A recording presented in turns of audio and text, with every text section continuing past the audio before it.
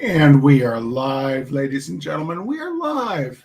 I don't know if anybody is going to tune into this because I didn't do much of a job of promoting it. But it'll be up on the Benchley Night YouTube channel forever, at least until someone takes it down. Anyway, it is Sunday night, September 1st, 2024. And although we have completed Homer Price, I thought it'd be nice to have one more story. This from CENTERBURG Tales. Oh, it says 3 people are watching. Hi, 3 people. CENTERBURG Tales was the sequel, the second book in the Homer Price duology. It's not nearly as good as Homer Price, but it still has a couple of wonderful stories. And I also wanted to say that the switch over to using Substack for my art emailers continues to go well. And we continue to have a few more people signing up with paid subscriptions each week. And that is what is now taking the place of the old weekly liberal snowplowing do-gooder fundraisers. The liberal snowplowing do-gooders are as active as ever. They're now just more like monthly fundraisers. And so in August, our beneficiary was the Community Asylum Seekers Project. We're helping to rehouse to locate and settle a Colombian family here in Bellows Falls, Vermont.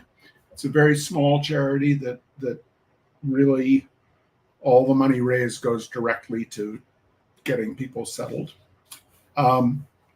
In September, I was thinking we would benefit Wild Goose Players, who are our local theater troupe, and do a wonderful job. And I know that they are feeling the pinch at the moment.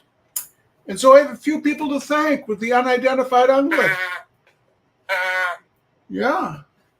The unidentified unglet would like to thank Kiana Carroll, Carol Burning, Susan McNeil, John Wilhelm, Kate Fry, Cindy Baker, Nancy Bass, Catherine Fisher, Helen Siksek, Marlon Gibson, Ann Cousins, Jean Fry, Terry Widener, MJ Brush, Jeb Hart, Rhea Bruns, Martha Rowley, Nancy Radzik, Deborah Lovett, James Gilbreth, and out there in Pittsburgh, Pennsylvania, where he is getting polled.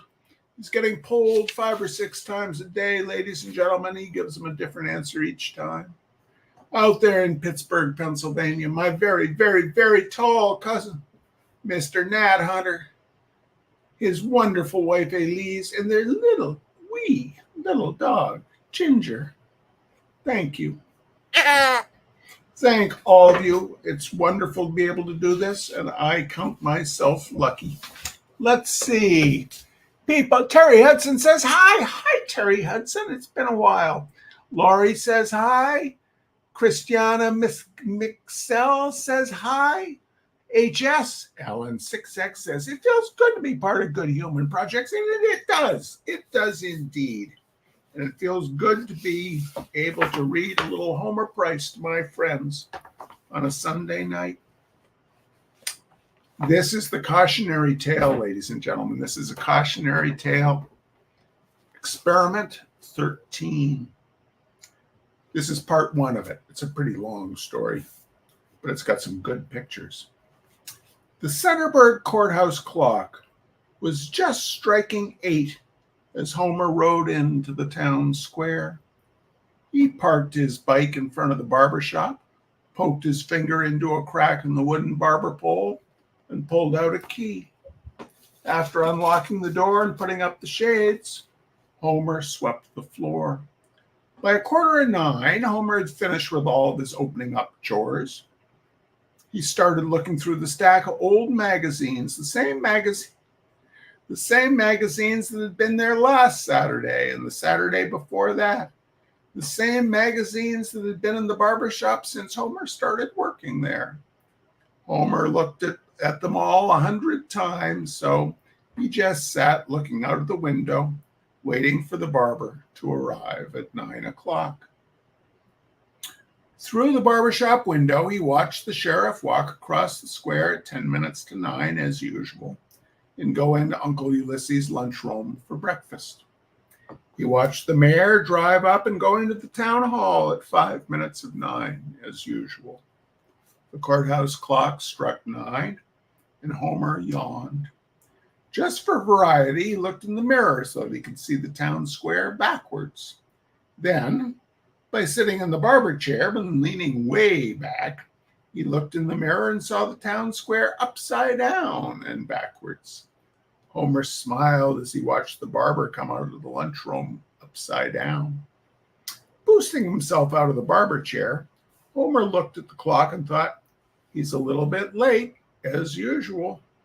Then he said, "Gosh," to nobody in particular. "Everything is so usual around here. It seems as though nothing ever happens around here anymore." "Morning, Homer," the barber said as he came in. "I see we're open and ready for business." It was the same thing that the barber said every Saturday morning. "Good morning, Mr. Biggs," said Homer, watching the barber take off his coat and hat and hang them on the same hook that he always hung them on. "Now he will put on his eye shade," thought Homer, "and his white jacket with the 2 buttons missing. Next, he will take his razor from the little white cabinet marked sterilizer and begin to strop it." Well, the barber was stropping his razor. The door opened, and Homer knew exactly who it would be. He said, "Hello, Sheriff," without even having to look. "Good morning, everybody," the sheriff greeted and sat down in the barber chair to be shaved. Just as the barber finished shaving the sheriff and Homer finished shining the sheriff's shoes, Uncle Ulysses arrived right on schedule and just as usual. "Anything new?" asked Uncle Ulysses, as he always did. Homer shook his head, and the barber said, "Nope." "Things are mighty slow," said the sheriff with a yawn. "No new magazines?" asked Uncle Ulysses hopefully, looking through the same old stack. Then he glanced up and said, "Uh-oh," and the sheriff, the barber, Homer, and Uncle Ulysses moved over to the window to look. Dulcie Dooner and Lawyer Stubbs were hurrying across the square just as fast as they could go. "Something's up," said the barber. "Where are they going?" mused Uncle Ulysses. "Looks like they're headed for the bank," said the sheriff. "The bank doesn't open till 9:30, said Homer. Now, this is interesting. The bank is open on a Saturday in this book. They don't do that anymore. I'll tell you that. At least not around here. Is your bank open on Saturday? You people watching out there in internet land? Around here, they do not open. Jim Frisk says hello from Livingston, Montana, just over the hill and a few days away from my Bozeman show. It's true. Anyway, the bank doesn't open till 9:30, said Homer.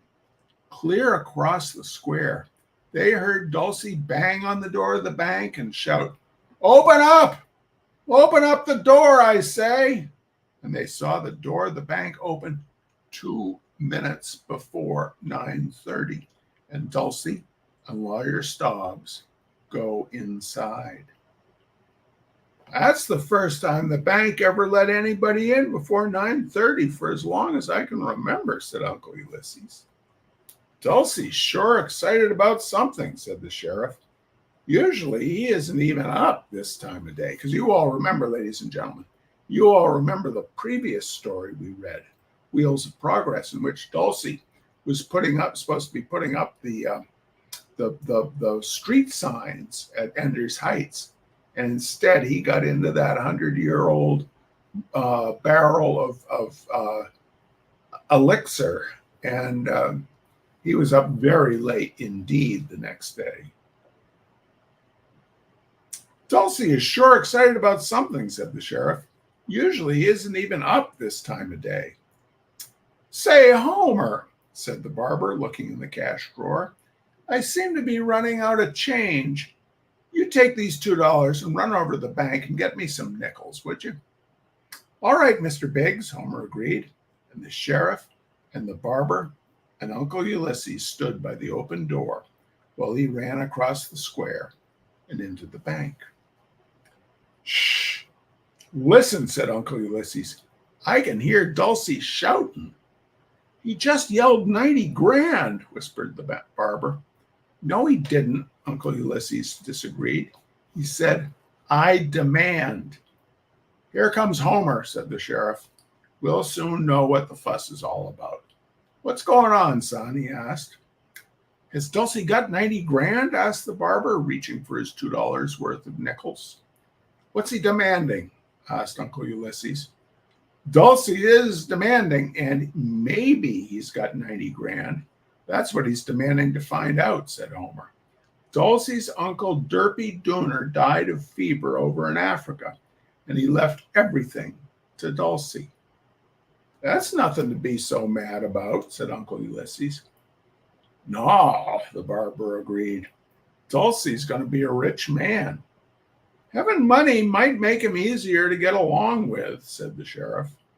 Well, Dulcie hasn't got any money, not yet anyway, said Homer.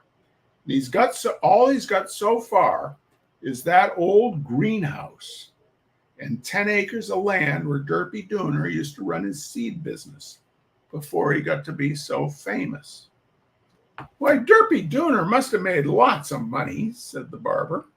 Sure, agreed the sheriff. Being such a famous scientist, and going on expeditions all over the world. Well, Dulcie and Lawyer Stobbs can't find any money. They've looked everywhere and gone through all of the papers. There were no bank books or stocks or bonds or anything. All they've found is a key to a safe deposit box, and that must be where all the money is. Dulcie is so mad because they're making him sign a lot of papers before they let him go in the vault and unlock that box. Sounds like things have calmed down over there, said Uncle Ulysses, cocking an ear. I think I'll just walk across and cash a small check. I've been needing a new blotter, so I'll just come along with you, said the sheriff. The barber went along to get some more change, and Homer ran right along behind to take the sheriff his coat. No telling the sheriff might need his badge. As they went into the bank, the banker was just opening the heavy door of the vault. Just step inside, Mr. Dooner, he said. Here's the deposit box, number 113. It's about time, growled Dulcie, jabbing his key into the lock. The sheriff, the barber, Uncle Ulysses, and Homer all crowded up to the counter and peered through the bars to watch. Here we go, ladies and gentlemen, the first of the great illustrations. There's Dulcie looking aggrieved. There's the lawyer and the banker. And then looking through the window, there's Uncle Ulysses and Homer and the sheriff. I don't know where the barber is. He's not in that picture.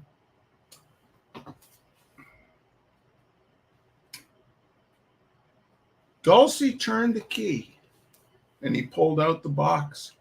His hand shook so much with excitement, he had trouble opening the lid. He managed to get it open, and then he let out a wild howl.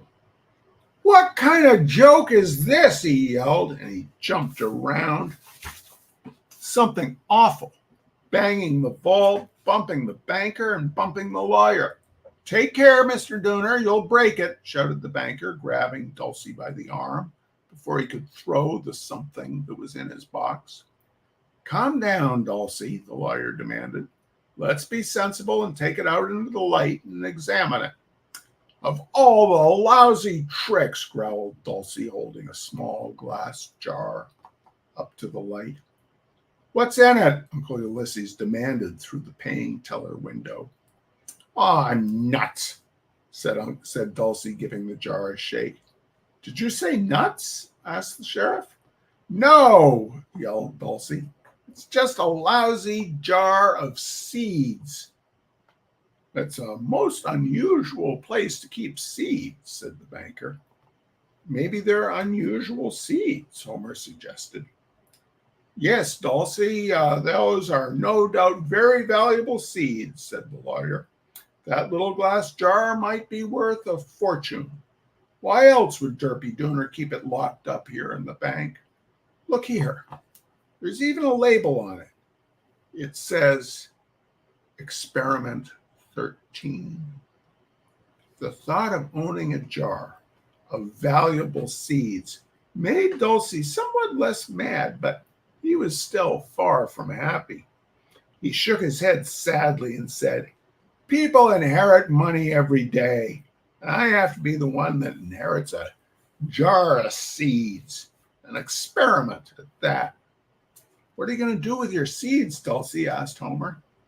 "Well," said Dulcie, rubbing his chin and frowning at the jar, "I'll plant some of them, I guess." He crammed the jar of seeds into his pocket and started for the door. "Just a minute, Dulcie," the lawyer cautioned. "Better keep them locked up here at the bank and take some of them out when you are ready to plant." "Yes, by all means, Mr. Dooner," advised the banker. "The seeds are apparently very valuable, and you must protect them." Dulcie thought for a minute and then did as the lawyer and the banker suggested. He locked the jar of seeds up in the deposit box, and he went off to his greenhouse to prepare a place to plant. "Too bad Dulcie didn't find a nice stack of government savings bonds in the deposit box," said Uncle Ulysses, when they had arrived back at the barber shop. "Yep," said the sheriff. "With saving bonds, you know just what's what." "Dulcie's Uncle Derpy was a great scientist, though," reminded the barber. "And that jar of seeds might be worth millions." "Derpy was a great hand at breeding new plants and improving old ones," said Uncle Ulysses. "He was an up-and-coming fellow for his generation, far, far ahead of his time." "Do you remember the giant squash he developed?" asked the barber. "Yep," said the sheriff. "And remember the Derpy trematus tomatoes?" "No, the Derpy trematus tomentos? I mean, the tremendous tomatoes?" "The strawberry tree was the best thing, I always thought," said Homer. "But the Derpy Dooner honey onion was the most remarkable plant he ever bred," Uncle Ulysses asserted. "Looked just like any old onion, but tasted just like honey. A honey onion pie with meringue on top is one of the world's best foods. Derpy Dooner was a genius, no doubt about it." "Well, what do you think Dulcie's seeds are going to grow into?" asked the barber. "They were little itsy-bitsy things like grass seeds," said Homer. "Something rare that old Derpy brought back from one of his expeditions to Asia or Africa, no doubt," said Uncle Ulysses. "No," said Homer. "That jar was labeled Experiment 13, so the seeds must be for some sort of plants that he developed himself." "Farmer's Almanac says a mild spring," said the barber. "Time to start planting next month," said the sheriff. "It'll still be a long time, though, before we find out what Dulcie's seeds grow into," said the sheriff again. "Dulcie's got a greenhouse," reminded Uncle Ulysses. "Golly," said Homer, Dulcie can plant today. And Dulcie did plant that same day. By 11 o'clock, he was back downtown with a truck buying fertilizer and vitamin plant food. And he was back at the bank again before noon to get some seeds. He carefully counted out 12 seeds, one more for good measure, into an envelope. Once more, he locked up the glass jar in his safe deposit box, and he rushed off in the direction of his greenhouse. By 4 o'clock, when Homer stopped by the greenhouse, there was Dulcie inside, admiring the 13 damp mounds of earth where he had planted his seeds. Let's see, ladies and gentlemen. We are page 97. I'll read 10 more pages, but a couple of those are illustrations. Okay. Hello, Mr. Dooner, said Homer. Hello, Homer, said Dulcie. I'm pretty tired. My back is sore from hauling fertilizer and from spading. You need some help, Homer suggested. School is out next month, and Freddie and I could help out doing hoeing and spraying. That is, if the seeds grow into anything. You're hired, Homer, and Freddie too, said Dulcie. They'll grow all right, he added confidently. I put 2 bushels of vitamin plant food around each seed. Whoa, whistled Homer. What kind of plants do you think they'll be, Dulcie? I don't know, said Dulcie, but whatever they are, they're going to be the biggest and the best. Now, Sunday afternoon, Homer called Freddie on the phone and said, Hey, Freddie, have you heard about Dulcie's seeds? Oh, gosh, yes, Homer. Everybody in Centerburg's heard about Dulcie's seeds, said Freddie. Everybody's talking about them. The minister even preached about them this morning. If that's what you sow, that's what you reap. Dulcie's already planted 13 of them, said Homer. Yeah, I know, Freddie said. And the jar said experiment 13. My grandma says no good can come of that. That's just superstition, said Homer. You're not superstitious, are you, Freddie? Because Dulcie's going to give us a job, watering, weeding, and taking care of the plants when school's out. Oh, gosh, Homer, that'll be swell. Maybe there'll be strawberry trees. Nobody knows, said Homer. But working for Dulcie, we'll find out as soon as anybody. We'll stop at Dulcie's tomorrow after school, and we'll see what's happening. Okay, Homer, said Freddie. Goodbye. Goodbye, Freddie, said Homer. See you tomorrow. Well, Homer and Freddie, they stopped at the greenhouse the next day. And they stopped every day all week, and nothing exciting was going on. The seeds had not come up. Dulcie was getting more and more restless and complaining about his back. Along about Friday, he started complaining about a stiff neck from watching so steadily for the seeds to come up. On Saturday morning, Homer was late getting into the barber shop. He rushed in and he said, They're up. What's up, son? Asked the sheriff. Dulcie's plants. Dulcie's plants are up. All 13 of them, Homer said. Oh, Charbonneau wants to join us. Hey, Charbs. Let's go look, said Uncle Ulysses, throwing down his magazine. And the barber and Homer and Uncle Ulysses went over to the greenhouse with the sheriff in his car. Look, said Dulcie, proudly displaying the 13 tender green shoots. Well, they're healthy-looking plants, said the barber. Charbonneau, don't lie down on the keyboard, please. Up.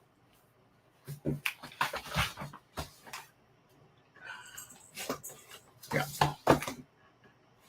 You can almost see them grow, said Uncle Ulysses. You can see them grow if you look closely, said Dulcie, and he started scooping vitamin plant food out of a bag and sprinkling it generously around the plants. Even with a truckload of vitamin plant food to help out, The plants took weeks to get as high as Homer's head. The tallest one of the 13 plants came just to the bottom of his ear on the day that school was out, and Homer and Freddie started working at the greenhouse.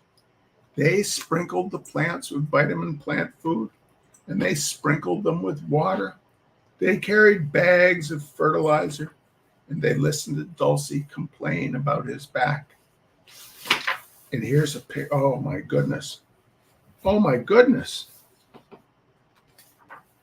Gosh, Homer, it seems like it takes forever for a plant to grow anything but stems and leaves, Freddie complained.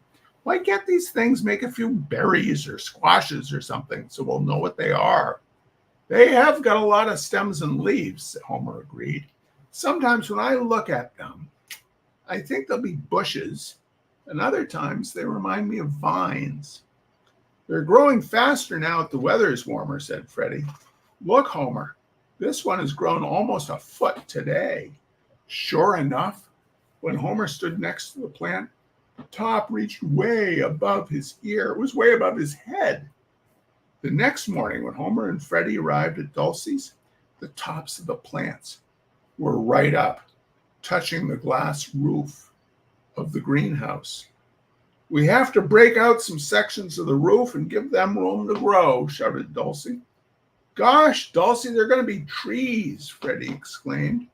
They're really growing now, son, said Dulcie with a happy chuckle. You boys grab a couple of hammers and start knocking some openings in the roof. You want to be careful, he cautioned. When you break that glass, make sure it does not hurt the plants. Well, Dulcie went off downtown to get another truckload of vitamin plant food. Homer and Freddie climbed around on the roof, knocking out openings for the plants to grow through. Freddie swung his hammer and a pane of glass went out with a loud crash, and a few small pieces slid tinkle, tinkle, tinkle down the slant of the roof. This is the most fun we've had on this job yet, Freddie, shouted Homer with a laugh. And here's a picture, ladies and gentlemen. There's Homer and Freddie smashing windows of the greenhouse to let those plants through. Oh, what a good time they're having. Very destructive. Yeah, Homer, but there'll be a lot of crash, tinkle, tinkle, tinkle pieces to pick up, said Freddie as he swung his hammer down. That's the sort of job that hurts Dulcie's back, said Homer, stopping to rest. Holy smokes, Freddie. Look at them grow. Wow, said Freddie, and he dropped his hammer. The plants were pushing right up through the holes in the glass. It seemed as though they were glad to be out in the warm summer sunshine. Homer peered through the glass and saw a large stalk pushing against the roof. He bashed out a hole and the plant popped through, spread its leaves, and seemed so grateful that Homer politely said, "You're welcome," without thinking about it. By the time Dulcie returned with the vitamin plant food, every single stalk was through the roof, pushing its way into the sunshine, the new green leaves rustling in the summer breeze. Dulcie went right to work, spreading vitamin plant food around the bases of the stalks, while Homer and Freddie picked up glass. As stories of how Dulcie's plants were growing spread through Centerburg, people began to come out to have a look. Here's the picture, ladies and gentlemen. Look at these plants. Look at those plants growing through the roof of the greenhouse. Look at all the cars that have pulled up. Look at all the people looking at the plants coming through the greenhouse. Oh my goodness. Oh my goodness. Dulcie charged 50 cents admission to the greenhouse, and he made $59 that first afternoon. By the end of the week, however, business was not so good. Not that the plants had stopped growing.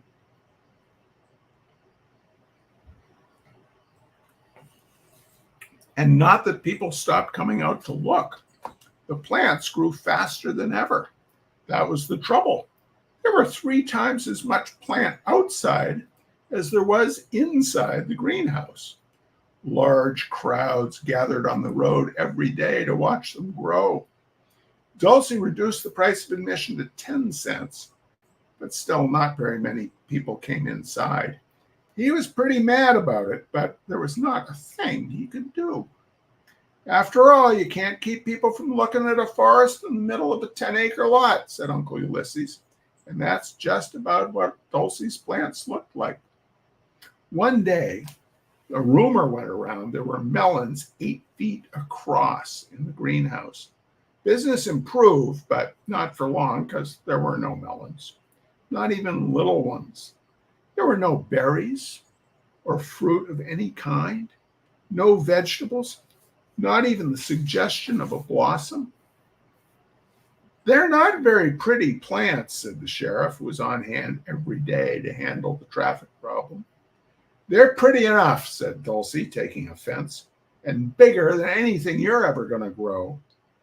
The plants have a familiar shape, said Homer, and it seems as though I ought to recognize those leaves. Maybe they're potatoes and under the ground, Freddie suggested. If they're potatoes, Dulcie, said the sheriff with a chuckle, they'll have to find a steam shovel to dig them out.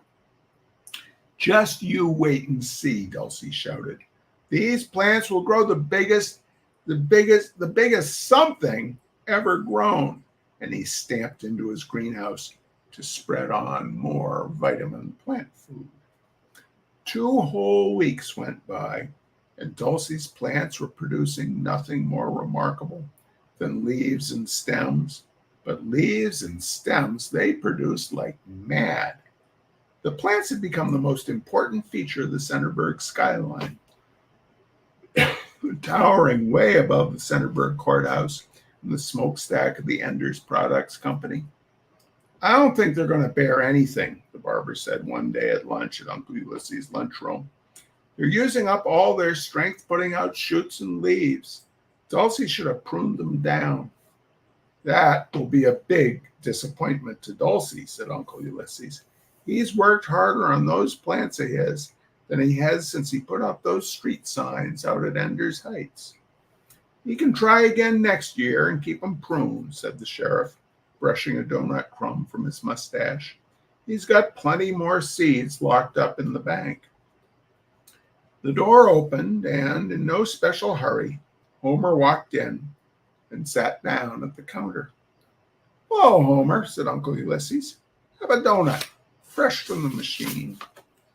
No, thank you, Uncle Ulysses, Homer replied, and he sat quietly at the counter, watching the automatic donut machine make donuts. You're not feeling well? Uncle Ulysses inquired. I'm feeling all right, Homer replied. Then he announced, I know what Dulcie's plants are. Do you know what they are, ladies and gentlemen? Have you figured it out yet? Let's see. No one's saying in comments.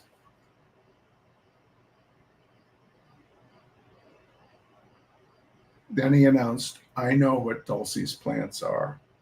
You do?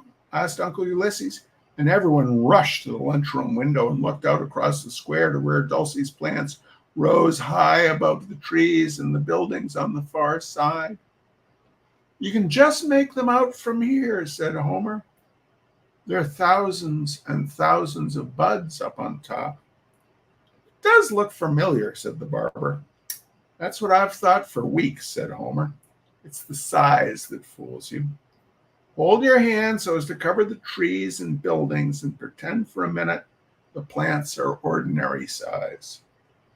Everybody did as Homer suggested, and then one of the customers began to giggle, and then another, and finally all the people in the lunchroom began to laugh. Poor Dulcie, laughed the barber, holding his sides. He'll never get over this, chuckled Uncle Ulysses. The town will never stop teasing him. Dulcie's plants are just giant-sized weeds. Yeah, But what kind of weeds? Homer asked without laughing. Everybody looked again. This time no one laughed. Jiminy Zeus! Cried Uncle Ulysses. The barber gulped and said, I'm going to have to leave town. So will I, said another customer. Me too, I'm leaving today, said another. Dad gum, the sheriff said. Now, who'd ever thought them plants was wagweed? They're ragweed, all right, said Homer, and I expect they'll blossom in a few days. And we'll stop it there tonight, ladies and gentlemen. We'll stop it there tonight. Dulcie Dooner is growing the world's biggest crop of ragweed. Oh, my goodness. Oh, my goodness. Well, we'll see you here next Sunday for the conclusion of Experiment 13. Thanks for joining us. You take good care. Bye-bye.